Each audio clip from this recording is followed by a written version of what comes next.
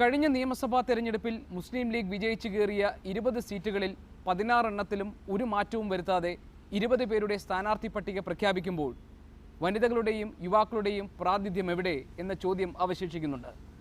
മുസ്ലിം ലീഗിൻ്റെ മുൻനിര നേതാവും സംസ്ഥാന വ്യവസായ വകുപ്പ് മന്ത്രിയുമായ ശ്രീ പി കെ കുഞ്ഞാലിക്കുട്ടിയാണ് ഇന്ന് എന്നോടൊപ്പം വ്യൂ പോയിന്റിൽ.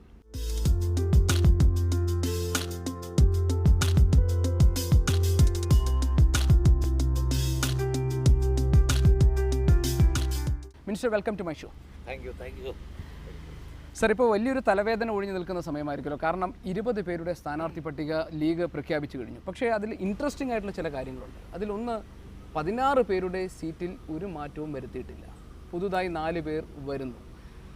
സ്ഥാനാർത്ഥി നിർണയത്തിന് മുസ്ലിം ലീഗ് ഇത്തവണ മാനദണ്ഡമാക്കിയത് എന്തൊക്കെയാണ്? ഞങ്ങളുടെ സ്ഥാനാർത്ഥി ലിസ്റ്റ് പൂർണ്ണമായിട്ടില്ല.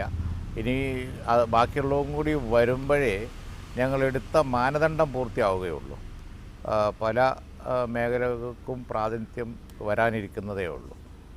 ഇപ്പോൾ ഇത് ഈ 16 പേരും പഴയവർ എന്ന് പറഞ്ഞത് കാരണം 5 മന്ത്രിമാർ ഉൾപ്പെടെ ഇത്തവണത്തെ ഡെവലപ്മെൻറ്റാണ്.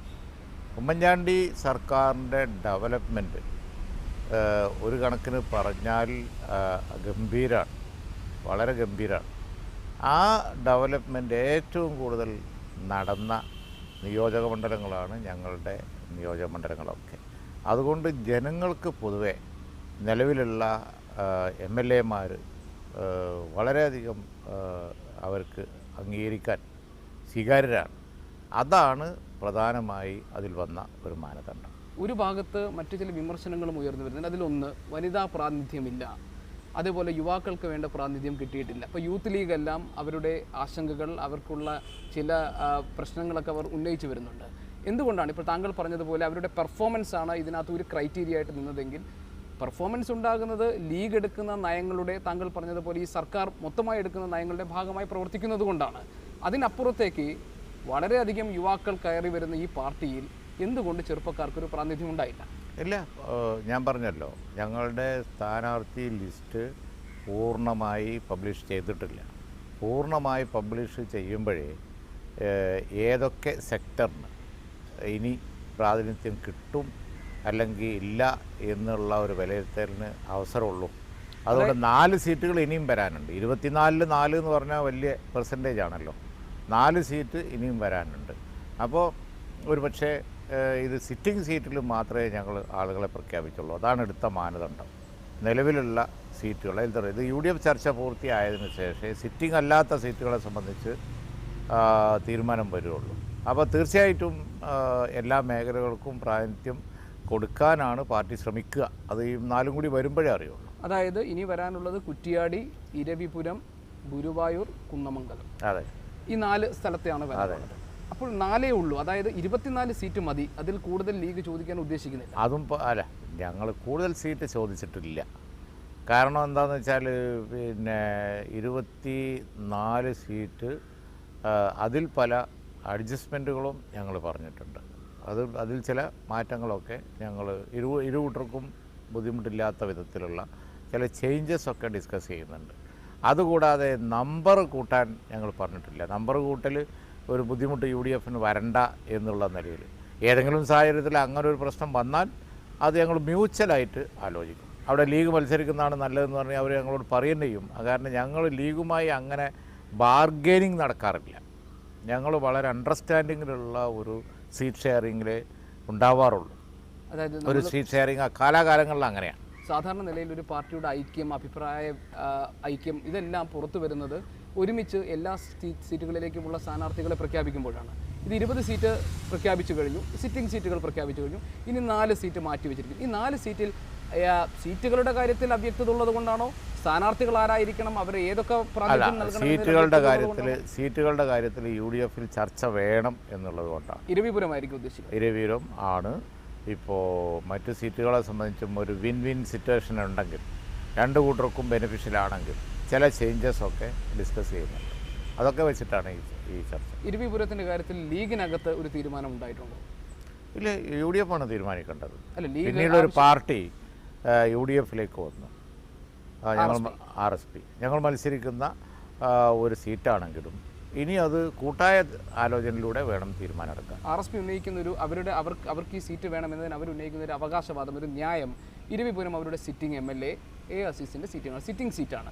സിറ്റിംഗ് സീറ്റ് ഘടകകക്ഷികൾക്ക് അവരുടെ അത് നിലനിർത്താൻ അനുവദിക്കുമെന്ന വിശ്വാസമാണ് അവർക്ക് UDF-ലേക്ക് വന്നപ്പോൾ ഉണ്ടായിരുന്നതെന്നാണ്. ഇക്കാര്യത്തിൽ ലീഗ് വിട്ടുവീഴ്ചയ്ക്ക് തയ്യാറാണ്. ഞങ്ങൾ അതുകൊണ്ടാണ് ഞങ്ങൾ അനാവശ്യമായ ഒരു വിവാദങ്ങളോ അല്ലെങ്കിൽ തർക്കങ്ങളോ ആ കാര്യത്തിൽ ഉണ്ടാക്കാതെ ഒരു മ്യൂച്വൽ അണ്ടർസ്റ്റാൻഡിങ്ങിന് ഒന്നിച്ചിരുന്ന് നമുക്ക് ചർച്ച ചെയ്യാം, ഒരു മേശയ്ക്ക് ചുറ്റും ഇരുന്ന് ചർച്ച ചെയ്താൽ പ്രശ്നം പരിഹരിക്കുക എന്നുള്ള നിലപാടേ ഞങ്ങൾ എടുത്തിട്ടുള്ളൂ. അതായത് ഒരു മേശയ്ക്ക് ചുറ്റും ഇരുന്ന് ചർച്ച ചെയ്യണമെങ്കിലും ഒരു നിലപാടുമായിട്ടായിരിക്കുമല്ലോ ലീഗ് ചെല്ലുക. അല്ല, അങ്ങനെയില്ല.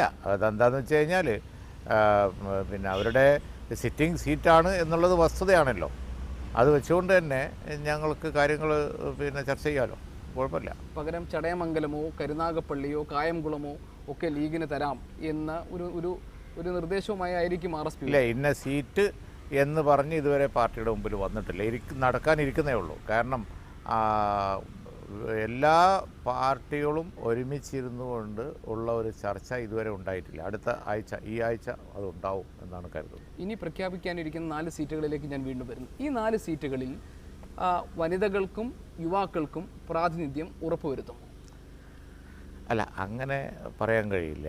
കാരണം എന്താണെന്ന് വെച്ച് കഴിഞ്ഞാൽ അത് എൻ്റെ ഒരു അധികാരപരിധിയിൽപ്പെട്ട വിഷയമല്ലാത്തത് കൊണ്ട് ആരെ പരിഗണിക്കും എന്ന് എനിക്ക് പറയാൻ കഴിയില്ല. പക്ഷേ ചർച്ചയിലെല്ലാം ഉണ്ട്. യുവാക്കളുണ്ട്, വനിതകളുണ്ട്, അതേപോലെ തന്നെ ദളിത് ലീഗിൻ്റെ പിന്നെ സാധാരണ ഞങ്ങളെ പാർട്ടി ലിസ്റ്റിൽ ഉണ്ടാവുന്നതാണ് ദളിത് ലീഗിൻ്റെ പ്രതിനിധി.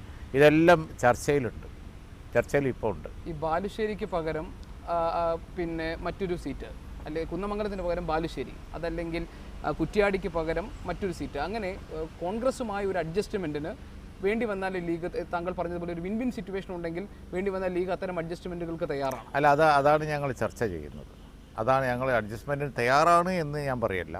കാരണം വെച്ചാൽ ഒരു മ്യൂച്വൽ ബെനിഫിഷ്യലായ ഒരു വിൻ വിൻ സിറ്റുവേഷനുള്ള ഒരു സാഹചര്യം ഉണ്ടോ എന്ന് ഞങ്ങളൊന്ന് പരിശോധിക്കുന്നുണ്ട്.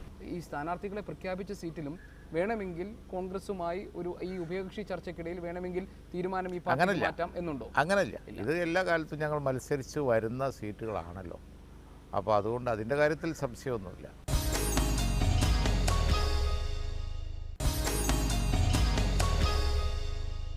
എന്തൊക്കെയാണ് താങ്കൾ ഒരു കേരള യാത്ര നടത്തിയ ശേഷം പലതരത്തിലുള്ള നിരീക്ഷണങ്ങൾ ഉണ്ടായിട്ടുണ്ട്? ഒന്ന്, അത് പാർട്ടി അണികൾക്കിടയിൽ വലിയൊരു ആവേശം പകർന്നു. ശ്രീ PK കുഞ്ഞാലിക്കുട്ടി പാർട്ടിയുടെ അനിഷേധ്യനായ നേതാവാണ് എന്ന് ഒരിക്കൽ കൂടി ഈ യാത്രയോടെ ബോധ്യപ്പെടുത്തി. ഇങ്ങനെയെല്ലാം പറയുമ്പോഴും ലീഗിനകത്ത് മറ്റൊരു വിഭാഗം ഒരു ഏകപക്ഷീയമായി അങ്ങനെ ഒരു തീരുമാനമെടുത്ത് പോകണ്ട, ഒരു കുറേ കൂടി സമവായത്തിൻ്റെ പാതയിലേക്ക് വരണമെന്ന അഭിപ്രായം ഉന്നയിച്ചിട്ടുണ്ടെന്നും ശ്രീ PK കുഞ്ഞാലിക്കുട്ടി പണ്ടത്തേതിൽ നിന്നും വ്യത്യസ്തനായി കുറേ കൂടി സമവായത്തിൻ്റെ പാതയിലേക്ക് മാറി എന്നെല്ലാം രാഷ്ട്രീയ നിരീക്ഷകർ വിലയിരുത്തുന്നുണ്ട്. എത്രത്തോളം ശരിയാണിത്? സമവായത്തിൻ്റെ പാതയിലേക്ക് എല്ലാവരും മാറണം എന്നാണ് ജാഥയിൽ ഞങ്ങൾ ക്യാമ്പയിൻ ചെയ്തത്. ഒരു സ്ലോഗൻ തന്നെ അതായിരുന്നു. അപ്പോൾ അത് നല്ലതാണ്. എനിക്കങ്ങനെ ഒരു മാറ്റം വന്നിട്ടുണ്ട് എന്ന് ആരെങ്കിലും വിലയിരുത്തിയാൽ ഞാനതിനെ സ്വാഗതം ചെയ്യും. പിന്നെ പാർട്ടിയിൽ അനിഷേധ്യ നേതാവ് ഒരുപാടുണ്ടാകാൻ പാടില്ല. അനിഷേധ്യ നേതാക്കന്മാർ ഒരുപാടുണ്ടായി കഴിഞ്ഞാൽ ബുദ്ധിമുട്ടാണ്. അനിഷേധ്യ നേതാവ് പാർട്ടി പ്രസിഡൻറ്റ്, തങ്ങൾ, ഞങ്ങളുടെ ഒരു ട്രഡീഷൻ അനുസരിച്ച് സെയ്ദ് മുഹമ്മദ് അലി ശിഹാബ് തങ്ങളുള്ളപ്പോൾ അദ്ദേഹം, ഇപ്പോൾ പാർട്ടി പ്രസിഡന്റ് സെയ്ദ് ഹൈദരലി ശിഹാബ് തങ്ങൾ. അപ്പോൾ ഞങ്ങൾ വിശ്വസിക്കുന്നത് അന്തിമ വാക്കിന് ഒരാളുണ്ടാവണം. അനിഷേധ്യ നേതാവ് ഒന്നേ ഉണ്ടാവാം. ബാക്കി ആരും എന്താ പറയുക, അവിഭാജ്യമൊന്നുമല്ല, ഞാനടക്കം. അത് കാലത്ത് കുറേ ഫ്രണ്ട് റണ്ണേഴ്സ് ഉണ്ടാവും, അതിൽപ്പെട്ട ഒരാളാണ് ഞാൻ എന്ന് മാത്രമേ ഉള്ളൂ. ശ്രീ PK കുഞ്ഞാലിക്കുട്ടി പാർട്ടിക്കകത്ത് അനിഷേധ്യനായ നേതാവായി നിൽക്കുകയും താങ്കളോട് കൂറ് പുലർത്തുന്നു, ഞാൻ ആ വാക്ക് ഉപയോഗിക്കുകയാണ്, താങ്കൾക്ക് നിഷേധിക്കാം, താങ്കൾക്കൊപ്പം നിൽക്കുന്ന ആളുകൾ, അവർക്ക് എപ്പോഴും ഒരു സംരക്ഷണത്തിൻ്റെ ഒരു കവചം താങ്കൾ നൽകിയിട്ടുണ്ട്. പക്ഷേ ഈ സ്ഥാനാർത്ഥി പട്ടിക കാണുമ്പോൾ ഉദാഹരണത്തിന് KPA മജീദ്, ലീഗിൻ്റെ സംസ്ഥാന ജനറൽ സെക്രട്ടറി, അദ്ദേഹത്തിന് സീറ്റില്ല. KNA ഖാദർ, വള്ളിക്കുന്നിൽ നിൽക്കുന്ന MLA, അദ്ദേഹത്തിന് സീറ്റില്ല. താങ്കൾ പറഞ്ഞ പെർഫോമൻസാണ് ഒരു പരിധിവരെ ഈ സ്ഥാനാർത്ഥികളെ നിർണ്ണയിക്കുന്നതിന് ഒരു ക്രൈറ്റീരിയ ആയി വെച്ചത്. എന്തുകൊണ്ട് KNA ഖാദറിനെ ഒഴിവാക്കി? എന്തുകൊണ്ട് KPA മജീദിന് ഒരു സീറ്റ് കൊടുത്തില്ല? അല്ല, അതിലൊക്കെ വേറെ കാരണങ്ങളാണ്. അവർക്കുള്ള എന്തെങ്കിലും ഡിസ്ക്വാളിഫിക്കേഷൻ അല്ല അവർ മത്സരിക്കാത്തതിന് കാരണം. ഒന്ന്, KPA മജീദ് പാർട്ടിയുടെ ജനറൽ സെക്രട്ടറിയാണ്. ജനറൽ സെക്രട്ടറി ഇപ്പോൾ മത്സരത്തിന് പോകണ്ട പോയാൽ പറ്റില്ല. പിന്നെ പാർട്ടി കാര്യങ്ങൾ ആര് നോക്കും? ഒന്നത് എല്ലാവരും കൂടി മത്സരത്തിന് പോകണ്ട എന്ന് വെച്ചതാണ്. പിന്നെ ജില്ലാ സെക്രട്ടറി പി അബ്ദുൽ ഹമീദ് മത്സരിക്കട്ടെ എന്ന് തീരുമാനിച്ചു. അപ്പോൾ ഒരാളെ ജനറൽ സെക്രട്ടറി ആയിട്ട് ജില്ലയുടെ ലീഗിൻ്റെ ഏറ്റവും ശക്തമായ ജില്ലയാണ് മലപ്പുറം ജില്ല, അതിൻ്റെ ജനറൽ സെക്രട്ടറി ആയിട്ട് വേണം. അതിന് ഏറ്റവും അനുയോജ്യൻ KNA ഖാദറാണ് എന്ന് വിലയിരുത്തപ്പെട്ടു. അതുകൊണ്ട് ഖാദറിനെ പാർട്ടിയിലേക്ക് എടുത്തു എന്ന് മാത്രമേ ഉള്ളൂ. അല്ലാതെ യാതൊരുവിധ മറ്റു പരിഗണനയും അതില്ല. പാർട്ടിയിൽ ഇവർ വളരെയധികം അത്യാവശ്യമായതുകൊണ്ട്, അവരുടെ സേവനം അനിവാര്യമായതുകൊണ്ടാണ് തവണ അങ്ങനെ ഒരു മാറ്റം. ഈ സ്ഥാനാർത്ഥി പട്ടിക തീരുമാനിക്കുന്ന ഘട്ടത്തിൽ അന്തിമമായി ഉയർന്നു വന്നത് ശ്രീ PK കുഞ്ഞാലിക്കുട്ടിയുടെ അഭിപ്രായങ്ങളാണോ, അതിനാണോ ഏറ്റവും കൂടുതൽ ഒരു വെയിറ്റേജ് കിട്ടിയത്? അതല്ല, മൊത്തത്തിൽ എല്ലാവരുടെയും അഭിപ്രായങ്ങൾ ചോദിച്ച ശേഷമാണോ ഈ സ്ഥാനാർത്ഥി പട്ടികയിലേക്ക് എത്തിയത്? അല്ല, അത് അഭിപ്രായങ്ങളൊക്കെ കൂട്ടായി പ്രകടിപ്പിക്കപ്പെട്ടതാണ്. അത് ക്രോഡീകരിച്ച് പാർട്ടി പ്രസിഡന്റ് അവസാന തീരുമാനം എടുത്തു. അതാണ് വസ്തുത. ഞങ്ങളുടെ നേതാക്കന്മാർ മുഴുവൻ വർക്കിംഗ് കമ്മിറ്റി കൂടി പാർലമെൻ്ററി ബോർഡ് കൂടി അനൗപചാരികമായ ചർച്ചകൾ പലതും നടന്നു. അതിൻ്റെയൊക്കെ അടിസ്ഥാനത്തിൽ പാർട്ടി പ്രസിഡന്റ് എടുത്ത തീരുമാനമാണ്. ഞാൻ പ്രത്യേകിച്ച് അഭിപ്രായമൊന്നും പറഞ്ഞിട്ടില്ല. ഇത്തവണ അഭിപ്രായം പറയാനില്ലല്ലോ. കാരണം നിലവിലുള്ള ആളുകൾ തന്നെ വളരെ സർവസമ്മതരാണ് എന്ന സ്ഥിതിയുണ്ട്. അതുകൊണ്ട് അധികം അഭിപ്രായം പറയാനുണ്ടായിരുന്നില്ല. പിന്നെ ഈ പറഞ്ഞ മാതിരി പ്രാതിനിധ്യത്തിൻ്റെയും സംഘടനാപരമായ ചേഞ്ചിൻ്റെയും ഒക്കെ കാര്യങ്ങൾ മാത്രമേ ആലോചിക്കാനുണ്ടായിരുന്നുള്ളൂ. അതെല്ലാവരും കൂടി ആലോചിച്ചാണ് തീരുമാനമെടുത്തത്. അല്ല, ഇപ്പോൾ കോട്ടയ്ക്കൽ എന്ന മണ്ഡലം എടുക്കാം. കോട്ടയ്ക്കലിൽ അബ്ദുൾ സമദ് സമദാനി പറഞ്ഞു, എനിക്ക് ഇത്തവണ സീറ്റ് വേണ്ട, അവിടെ യുവാക്കൾ മത്സരിക്കട്ടെ. എന്തുകൊണ്ടാണ് ലീഗിനകത്തുള്ള പക്വമതികളായ മുതിർന്ന അംഗങ്ങൾ MLA-മാർ അവരുടെ സിറ്റിംഗ് സീറ്റുകൾ ചെറുപ്പക്കാർക്ക് വിട്ടുകൊടുക്കാൻ തയ്യാറാകാത്തത്? എന്തുകൊണ്ടാണ് നേതൃത്വം ഇടപെട്ട് ഒരു കറക്ഷന് അവിടെ തയ്യാറാകാത്തത്? അല്ലല്ല, അബ്ദുൾ സമദ് സമദാനി വേറെ രംഗത്ത് പ്രവർത്തിക്കാൻ പ്രഗത്ഭനായതുകൊണ്ടാണ് അദ്ദേഹം അസംബ്ലി മത്സരത്തിൽ വേണ്ട എന്ന് അഭിപ്രായം വന്നത്. അദ്ദേഹവും ആ തീരുമാനം എടുത്തത് അങ്ങനെ തന്നെയാണ്.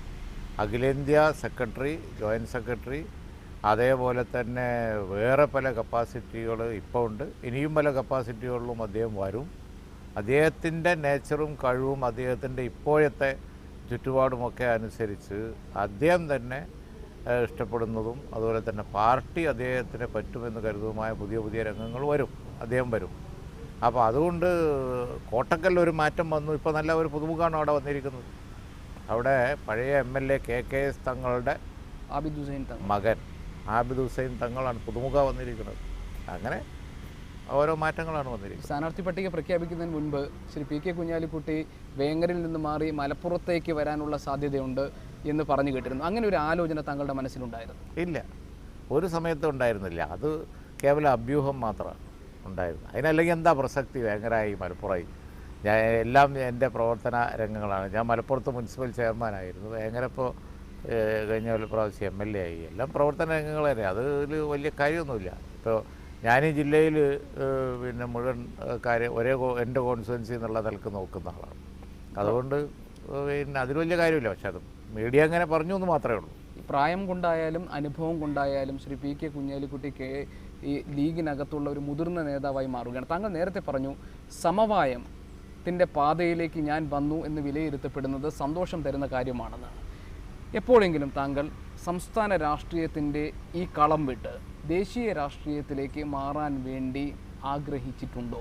താങ്കൾക്ക് ഇപ്പോൾ ലീഗിൻ്റെ അഖിലേന്ത്യാ അധ്യക്ഷ പദവി, ദേശീയ പ്രസിഡന്റ് എന്ന പദവിയിലേക്ക് എത്താനുള്ള താല്പര്യമുണ്ടോ? അതിനുവേണ്ടിയുള്ള ഒരു അനുഭവശേഷി താങ്കൾക്കായല്ലോ. അങ്ങനെ താങ്കൾ ആലോചിക്കുന്നുണ്ടോ? ഇല്ലില്ല, ഒരിക്കലുമില്ല. കാരണം എന്താണെന്ന് വെച്ച് കഴിഞ്ഞാൽ ദേശീയ പ്രസിഡന്റ് കേന്ദ്ര മന്ത്രിസഭയിൽ ദീർഘകാലം ഇരുന്ന, പാർലമെൻറ്റിൽ ദീർഘകാലം ഇരുന്ന അഹമ്മദ് ഇരിക്കുന്ന സീറ്റാണത്. ആ സീറ്റിൽ ഇരിക്കാൻ അഹമ്മദ് സാഹിബ് ജീവിച്ചിരിക്കുന്നിടത്തോളം കാലം അദ്ദേഹം തന്നെയാണ് ഏറ്റവും പ്രഗത്ഭൻ. പിന്നെ അഖിലേന്ത്യാ ജനറൽ സെക്രട്ടറി ഖാദർ മൊയ്തീൻ സാഹിബ്, അങ്ങനെ എത്ര നേതാക്കന്മാരുണ്ട്. ഇപ്പം തന്നെ അഖിലേന്ത്യാ തലത്തിൽ പ്രവർത്തിക്കുന്ന ET മുഹമ്മദ് ബഷീറും അതേപോലെ തന്നെ അബ്ദുൾ സമദ് സമദാനിയും ഒക്കെ ഇല്ലേ. എൻ്റെ പ്രവർത്തന രംഗം ഇതുവരെ കേരളത്തിലല്ലേ. നേരെ പോയി അഖിലേന്ത്യാ പ്രസിഡന്റ്, അഖിലേന്ത്യാ ട്രഷററായി എന്നുള്ളത് ഒരു സാഹചര്യത്തിൽ വന്നതാണ്. എനിക്കങ്ങനെയുള്ള അതിമോഹങ്ങളൊന്നുമില്ല. എന്നാൽ പാർട്ടി അങ്ങനെ ഒരു ഘട്ടത്തിൽ ഏതെങ്കിലും ഒരു ഭാരവാഹി സ്ഥാനം എടുക്കണം എന്ന് പറഞ്ഞാൽ അപ്പോൾ ട്രഷറർ എടുത്തത് അതുകൊണ്ടാണ് എന്ന് പറഞ്ഞാൽ അപ്പോൾ അതാലോചിക്കും. അല്ല, അങ്ങനെ സംസ്ഥാന രാഷ്ട്രീയത്തിൽ തന്നെ ഒതുങ്ങിക്കൂടുക എന്നുള്ളത് താങ്കളെപ്പോലെ ഒരു പൊളിറ്റിക്കൽ മൈലേജ് കൃത്യമായി മെയിൻറ്റെയിൻ ചെയ്യുകയും ഈ പറയുന്ന കൃത്യമായി താങ്കൾക്ക് അതാത് സമയങ്ങളിൽ താങ്കൾക്ക് പാർട്ടിയുടെ കൃത്യമായ പദവികളിൽ എത്താൻ സാധിച്ചിട്ടുണ്ട്. അങ്ങനെ പറയുമ്പോൾ സ്വാഭാവികമായി താങ്കൾക്ക് ദേശീയ തലത്തിൽ ഒരു പദവി ആഗ്രഹിക്കാവുന്നതല്ലോ. അല്ല, പദവികൾ അങ്ങനെ ഒരു ആഗ്രഹിക്കുന്ന ഒരു പ്രകൃതം എനിക്ക് ഇല്ല. സത്യസന്ധമായി പറഞ്ഞാലില്ല. പദവികൾ ഇങ്ങനെ വന്നു ചേരുന്നതാണ്. അത് ഏത് പദവിയിലാണ് ഞാനിപ്പോൾ ഇരിക്കുന്നതെന്ന് എനിക്ക് ചിലപ്പോൾ ഓർമ്മയുണ്ടാവില്ല. ഇപ്പോൾ ഞാൻ ജാഥ നയിച്ചപ്പോൾ ജാഥാനായകനായി, അപ്പോൾ മന്ത്രിയാന്നുള്ളത് ഞാൻ മറന്നു എന്ന് പറഞ്ഞതുപോലെ, അതുപോലെ അഖിലേന്ത്യാ തലത്തിലൊരു പോസ്റ്റ് ആഗ്രഹിച്ച് അതിങ്ങനെ കാത്തിരിക്കുന്ന അങ്ങനെയൊന്നും ഒരു പ്രകൃതം എനിക്കില്ല. അപ്പോൾ അത് വരുമ്പോൾ പാർട്ടി ആവശ്യപ്പെട്ട് അങ്ങനെ വരികയാണെന്നുണ്ടെങ്കിൽ ഏത് ഉത്തരവാദിത്വം എടുക്കാനും ഞാൻ തയ്യാറാണ്. പക്ഷേ ഇപ്പം അങ്ങനെ ഒരു പ്രപ്പോസലും ഇല്ല, എൻ്റെ മനസ്സിൽ അങ്ങനെ ഒരു ആഗ്രഹവും ഇല്ല.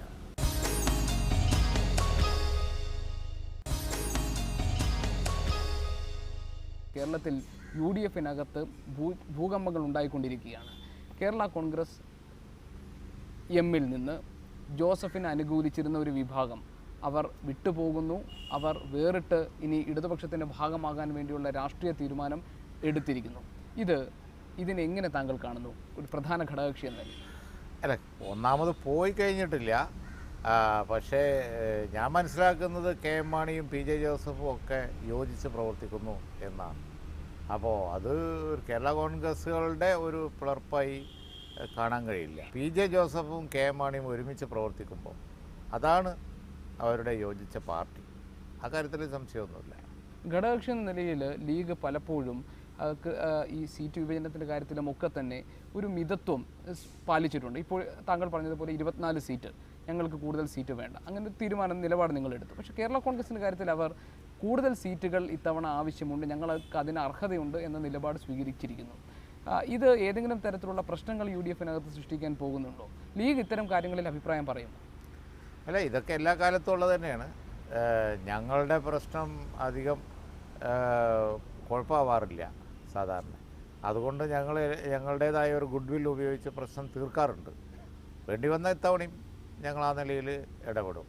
പിന്നെ വേറൊരു കാര്യമുള്ളത്, കഴിഞ്ഞ കാലങ്ങളിലൊക്കെ ഉള്ളതുപോലുള്ള ഒരു വലിയ തർക്കത്തിലേക്ക് ഇപ്പോൾ പോകുന്നില്ല UDF.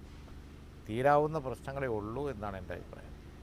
കേരള യാത്ര ഒക്കെ നടത്തിയ ശേഷം പലതരത്തിലുള്ള ആരോപണങ്ങൾക്കും വിധേയമായ ശേഷവും ഈ സർക്കാർ അതിൻ്റെ വികസന പ്രവർത്തികളുമായി മുന്നോട്ട് പോകുന്നു എന്നതാണ് ഉമ്മൻചാണ്ടി മുന്നോട്ട് വയ്ക്കുന്ന മുദ്രാവാക്യം ഇത്തവണ. താങ്കൾ കേരള യാത്ര നടത്തിയ ശേഷം കേരളത്തിലെ ഒരു രാഷ്ട്രീയ സ്ഥിതിയെക്കുറിച്ചിട്ട് എന്താണ് മനസ്സിലാക്കിയത്? ഏത് തരത്തിലാണ് ഈ തെരഞ്ഞെടുപ്പിൽ ലീഗ് ഉൾപ്പെടെ UDF-ലെ കക്ഷികൾ ഒന്നാകെ എടുക്കേണ്ട നിലപാടുകൾ, തന്ത്രങ്ങൾ? അല്ല, എല്ലാവരും മനസ്സിലാക്കേണ്ടത് ഈ വോട്ട് ചെയ്യുന്ന ജനങ്ങൾ, ആ ജനറേഷൻ തന്നെ ഇവിടെ മാറിക്കൊണ്ടിരിക്കുകയാണ്. എന്നും ഒരു വോട്ട് ബാങ്ക്, എന്നും വോട്ടർക്ക് ഒരു നിലപാട് എന്നൊക്കെ നേതാക്കന്മാർ തെറ്റിദ്ധരിച്ചാൽ അവർക്ക് നഷ്ടപ്പെടും, അവർക്ക് തെറ്റിപ്പോവും. ധരിച്ചു വെച്ചാൽ അവർക്ക് തെറ്റിപ്പോവും, ഒരു സംശയവുമില്ല. കാരണം ഡെവലപ്മെൻറ്റ്, അതുപോലെ തന്നെ ജോലി ഉണ്ടാക്കൽ, എംപ്ലോയ്മെൻറ്റ് ജനറേഷൻ, സമ്പദ്ഘടന വളർത്തൽ, അവസരങ്ങളുണ്ടാക്കൽ, പുതിയ ഇന്നോവേഷൻ, ഇതിനൊക്കെ വില കൽപ്പിക്കുന്ന നല്ലൊരു പെർസെൻറ്റ് വോട്ടർമാർ ഇവിടെ വളർന്നു വരിക. അതായത് വിവരമുള്ള, സാക്ഷരതയുള്ള നല്ലൊരു വിഭാഗം, നല്ല പെർസെൻറ്റേജ് വോട്ടർമാർ ഇവിടെ വരിക. അവർ നോക്കുന്നത് അത്തരം കാര്യങ്ങളാണ്.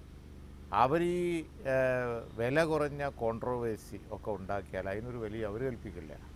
അപ്പോൾ രാഷ്ട്രീയ നേതാക്കന്മാരൊക്കെ പഴയ ഓർമ്മയും വെച്ച് ഈ കൺവെൻഷനിലായിട്ടുള്ള രീതിയിൽ പ്രവർത്തനം നടത്തി പോയാൽ അത് അവർക്ക് തെറ്റിപ്പോവും. അതുകൊണ്ട് 5 കൊല്ലം പ്രതിപക്ഷത്തിന്, 5 കൊല്ലം ഭരണപക്ഷത്തിന് എന്നുള്ള ഇക്വേഷൻ ഇപ്പോൾ മാറി വരികയാണ്. കഴിഞ്ഞ ഗവൺമെൻറ്റിനേക്കാൾ, അച്യുതാനന്ദൻ ഗവൺമെൻറ്റിനേക്കാൾ കുറഞ്ഞ സീറ്റാണ്, അല്ല വളരെ കുറച്ച് സീറ്റാണ് UDF-ന് കിട്ടിയത്. ഇപ്പോൾ നമ്മൾ വിലയിരുത്തുന്നു 2 മുന്നണിയും ഏതാണ്ട് ഒപ്പത്തിനൊപ്പം. എന്താ കാരണം? വോട്ടിംഗ് പാറ്റേണിൽ വ്യത്യാസം വന്നിട്ടുണ്ട്. അപ്പോൾ യങ്സ്റ്റേഴ്സ് നോക്കുന്നത് സ്റ്റേറ്റിന് കൂടുതൽ ഡെവലപ്മെൻറ്റും അത് ജനങ്ങൾക്ക് കൂടുതൽ ജീവിത സൗകര്യമൊക്കെ ഉണ്ടാക്കുന്ന, ആ ഓപ്പർച്യൂണിറ്റീസ് ഉണ്ടാക്കുന്നത് ആരാണെന്നാണ് ഒരളവോളം നോക്കുന്നത്. അങ്ങനെ നോക്കുമ്പോൾ ഉമ്മൻചാണ്ടി സർക്കാരിന് നല്ല മാർക്ക് കൊടുക്കാവുന്നതാണ്. അതാണ് ഞാൻ പറഞ്ഞത്. വോട്ടിംഗ് പാറ്റേണിൽ ഇപ്പോൾ വ്യത്യാസം വന്നിട്ട് പഴയ പോലെ അല്ല. അതിനനുസരിച്ചുള്ളൊരു സ്ട്രാറ്റജി എടുത്തു പോയാൽ ആർക്ക് വേണമെങ്കിലും വിജയിക്കാം. ഇപ്പോൾ UDFനാണ് ആ കാര്യത്തിൽ കൂടുതൽ സാധ്യത. ഈ പുതിയ തലമുറയിലെ വോട്ടിംഗ് പാറ്റേണിനെ മനസ്സിലാക്കുമ്പോൾ ലീഗ് ഏതൊക്കെ തരത്തിൽ നിങ്ങളുടെ തിരഞ്ഞെടുപ്പ് ഈ തന്ത്രങ്ങളിൽ അല്ലെങ്കിൽ ഈ ജനങ്ങളെ സമീപിക്കുന്നതിൽ ഏതൊക്കെ തരത്തിലുള്ള മാറ്റങ്ങൾ വരുത്തും ഇത്തവണ? അല്ല, ഞങ്ങൾ കൂടുതൽ ഒന്നാമത് ഞങ്ങളിപ്പോൾ സംസാരിച്ചുകൊണ്ടിരിക്കുന്ന കേരള സംസ്ഥാനത്തെ ഒരു നല്ല ഡെവലപ്ഡ് സ്റ്റേറ്റ് ആക്കുക എന്നുള്ളതിന് ഫോക്കസ് കൊടുത്ത് ഞങ്ങൾ സംസാരിക്കും. അത് ജനങ്ങളിലേക്ക് കൂടുതൽ എത്തിക്കാൻ വേണ്ടി ഞങ്ങൾ സാധ്യമായ പ്രചരണ മാർഗങ്ങൾ ഒക്കെ ഉപയോഗിക്കും. ഒരു ഡെവലപ്ഡ് സ്റ്റേറ്റിൻ്റെ സ്റ്റാറ്റസ് എന്ന് പറയുമ്പോൾ IT സാക്ഷരത വേണം. അതുപോലെ തന്നെ ടെക്നോളജി ഉപയോഗിച്ചുകൊണ്ട് പുതിയ ഓപ്പർച്യൂണിറ്റീസ് ജനങ്ങൾക്ക് ഉണ്ടാക്കണം, പ്രത്യേകിച്ച് യുവതി യുവാക്കൾക്ക് ഉണ്ടാക്കണം. അതുപോലെ തന്നെ ഒരു ഈക്വൽ ഡിസ്ട്രിബ്യൂഷൻ വേണം, ഇൻക്ലൂസീവ് ഗ്രോത്ത് വേണം, എല്ലാവർക്കും ഒത്തണ വികസനം. അതുകൊണ്ട് UDFൻ്റെ ഡെവലപ്മെൻറ്റ് അതുപോലെ തന്നെ കരുതൽ, കെയർ എന്ന മുദ്രാവാക്യം വളരെ അർത്ഥവത്താണ്. ആ മുദ്രാവാക്യമാണ് കേരളത്തിന് നല്ലത്. അത് ലക്ഷ്യത്തിലേക്കുള്ള പ്രവർത്തനമാണ് നടത്തേണ്ടതെന്നുണ്ട്. ഞങ്ങൾ നന്നായി കമ്മ്യൂണിക്കേറ്റ് ചെയ്താൽ, ജനങ്ങളോട് കമ്മ്യൂണിറ്റി UDF തിരിച്ചു വരും. അപ്പോൾ അതാണ് ഞങ്ങൾ ശ്രമിക്കുന്നത്. 5 വർഷത്തെ UDF സർക്കാരിൻ്റെ ഭരണത്തെ വിലയിരുത്തുമ്പോൾ ഏതാനും ചില മന്ത്രിമാരെ മാത്രമേ നമുക്ക് ആരോപണ വിധേയരല്ലാതെ മാറ്റി നിർത്താൻ കഴിയുന്നുള്ളൂ. അതിലൊരാളാണ് വ്യവസായ മന്ത്രി ശ്രീ PK കുഞ്ഞാലിക്കുട്ടി. താങ്കളുടെ മേൽ ഒരു തരത്തിലുള്ള അഴിമതി ആരോപണങ്ങളും ഈ ഭരണകാലത്ത് ഉണ്ടായിട്ടില്ല. എത്രത്തോളം സൂക്ഷ്മതയോടുകൂടിയാണ് ഈ വകുപ്പ് താങ്കൾ കൈകാര്യം ചെയ്തത്? ഞാൻ വളരെ സൂക്ഷിച്ചിട്ട് തന്നെ കൈകാര്യം ചെയ്തു. ഒന്നാമത് ഇൻട്രസ്റ്റ് ഇല്ല, വെസ്റ്റഡ് ഇൻട്രസ്റ്റ് ഇല്ല. ഏതെങ്കിലും ഒരു കാര്യം വരുമ്പോൾ അതിൻ്റെ മെറിറ്റ് നോക്കിയാൽ മതി. അല്ലാതെ ആരെങ്കിലും വന്നിട്ട് ഒരു റെക്കമെൻഡേഷൻ പറയുമ്പോൾ അതിൽ നിന്ന് നമുക്കൊരു ബെനിഫിറ്റ് കിട്ടണമെന്നോ അല്ലെങ്കിൽ മറ്റേതെങ്കിലും തരത്തിലുള്ള ഒരു